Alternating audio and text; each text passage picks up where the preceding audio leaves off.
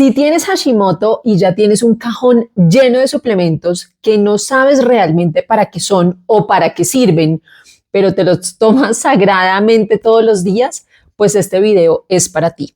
Y es que muy probablemente estás siguiendo recomendaciones de diferentes personas, tal vez que ves en redes sociales, de pronto un video que viste en Instagram, un video que viste en TikTok, donde te dicen, mira, este suplemento sí o sí te lo tienes que tomar si tienes Hashimoto, este también, este también, este también, y de un momento a otro terminas con más de 10 frascos que de pronto ni siquiera sabes para qué son. Entonces, hoy quiero hacerte una pregunta y es, ¿realmente tú sabes por qué y para qué te estás tomando cada uno de estos suplementos? Porque cuando tú tienes Hashimoto, parece que la pregunta siempre es, ¿qué suplementos necesito? ¿Qué otro suplemento necesito? Pero para mí la pregunta correcta tal vez es otra y es, ¿qué está pasando en mi cuerpo y qué estoy intentando corregir? Entonces, esto es importante porque no todos los suplementos cumplen la misma función. Hay algunos nutrientes que sin duda necesitamos suplementar cuando identificamos una deficiencia y vamos a hablar de esto en el transcurso del video. Pero hay otros que tienen un papel particularmente muy importante, sobre todo, por ejemplo, en la función tiroidea. Y te voy a hablar de eso, también vamos a profundizar. Pero hay otros que pueden ser muy importantes según tu contexto y dependiendo también mucho de los síntomas que estés teniendo. Pero también hay unos suplementos que terminan siendo un problema si de pronto no los necesitas o si de pronto estás incluso sobredosificando. Así que hoy la intención de este video no es darte una lista de los 10 suplementos que toda mujer con Hashimoto debería consumir, sino quiero realmente enseñarte cómo pienso yo la suplementación en una mujer o en una persona con Hashimoto y por qué desde el punto de vista de la medicina funcional, que es la medicina que yo integro y la que yo practico realmente con mis pacientes, pues no todos los suplementos realmente se deciden de la misma manera. Si esta es la primera vez que estás viendo un video mío, me presento, mi nombre es Lina Hernández, soy médica funcional, médica integrativa, tengo Hashimoto desde hace 14 años y si tú también tienes Hashimoto, pues este canal es para ti.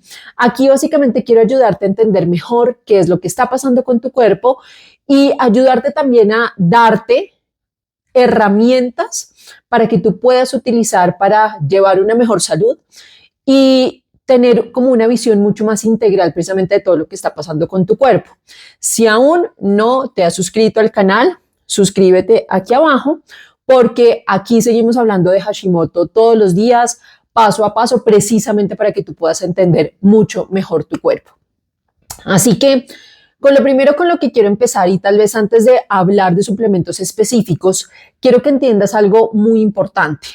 Hemos hablado en videos anteriores sobre los nutrientes que necesita tu tiroides. Hablamos de selenio, hablamos de hierro, hablamos de zinc, hablamos de vitamina D, hablamos de vitamina B12, hablamos de hierro. Y ahí en ese video te expliqué por qué cada uno de ellos es muy importante y te dije que íbamos a hablar un poco de eso inicialmente para profundizar realmente sobre la suplementación. Pero que un nutriente sea importante para tu cuerpo no significa automáticamente que tú necesites suplementarlo o tomarlo en una cápsula. O sea, la suplementación realmente depende de muchas cosas, porque digamos que todos en sí necesitamos hierro, pero eso no significa que todas las personas con Hashimoto tengan que tomar hierro, ¿sí? Todos necesitamos vitamina D, pero no significa que todos necesitamos la misma dosis de vitamina D. Y todos necesitamos, por supuesto, yodo para fabricar hormonas tiroideas, pero no significa que todos necesitemos yodo si tenemos Hashimoto, y de eso también te hablé un poco en ese video que te estoy referenciando. Entonces, para mí realmente hay diferentes formas de pensar en los suplementos. Primero están los suplementos que utilizamos principalmente para corregir una deficiencia o una necesidad puntual que hemos identificado según exámenes paraclínicos. Aquí tal vez podríamos hablar de hierro, podríamos hablar de vitamina D, podríamos hablar de vitamina B12, de folato y dependiendo del contexto también incluso de zinc, entre otras cosas.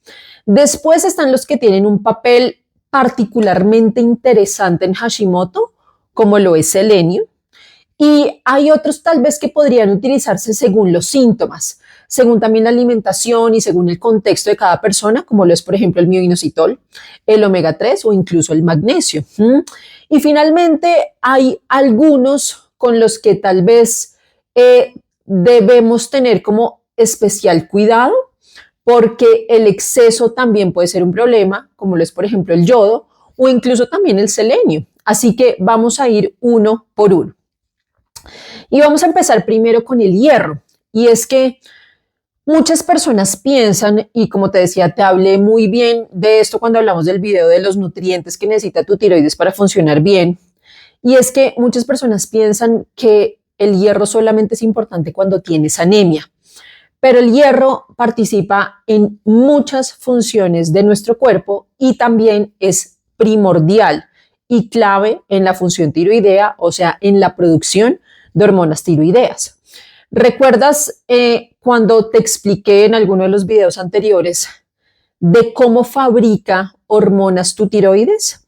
Una de las enzimas fundamentales en ese proceso es la TPO o la tiroperoxidasa tiroidea o tiroperoxidasa o peroxidasa tiroidea.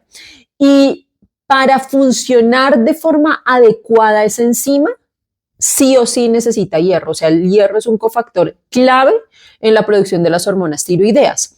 Por eso realmente cuando una persona tiene una deficiencia de hierro, esto puede ser una pieza muy importante del rompecabezas.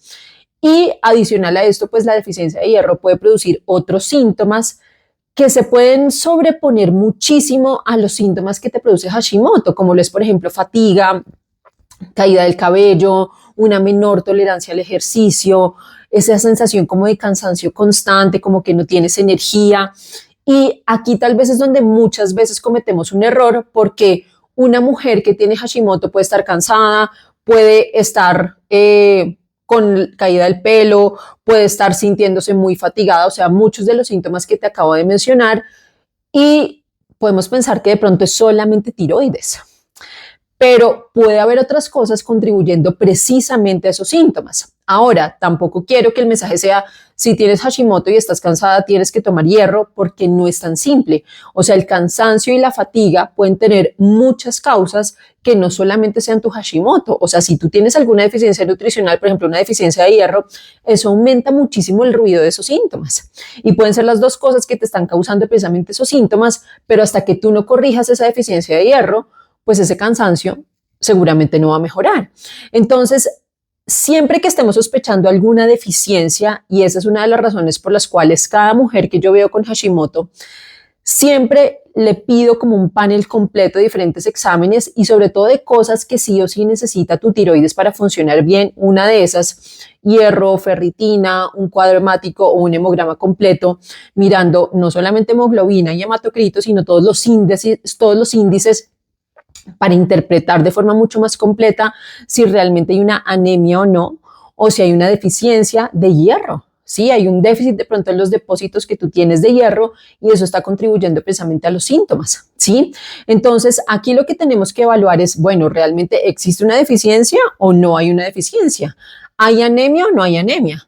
De pronto hay menstruaciones abundantes, hay un problema de pronto de absorción o tal vez en tu alimentación no estás aportando una suficiente cantidad de hierro.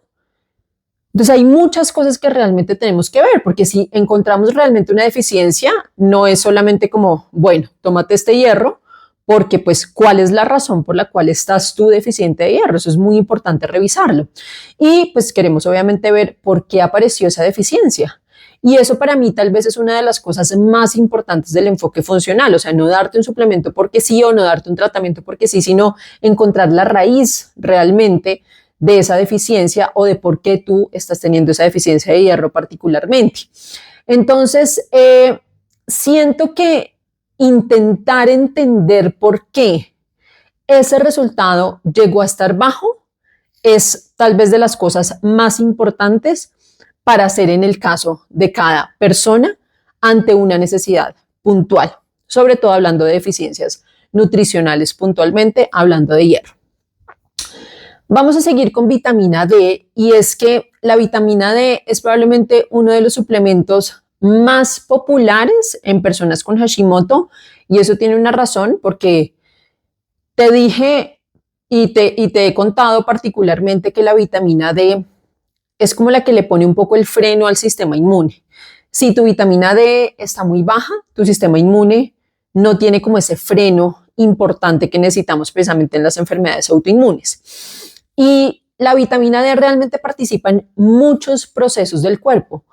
Y si tú tienes una enfermedad autoinmune, obviamente nos interesa que tu sistema inmune tenga los nutrientes necesarios para funcionar de forma adecuada.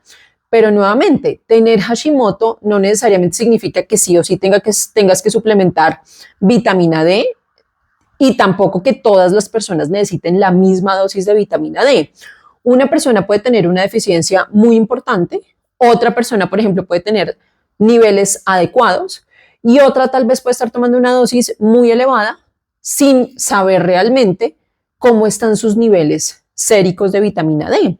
Entonces, siempre antes de pensar en suplementar vitamina D, vale la pena tener un punto de partida. A mí me gusta, y realmente la literatura médica habla de tener unos niveles de vitamina D óptimos, muy diferentes a los rangos que te dice el laboratorio de forma convencional. Usualmente uno debería intentar tener unos niveles de vitamina D, sobre todo si tienes una enfermedad autoinmune, alrededor de 60 y 80.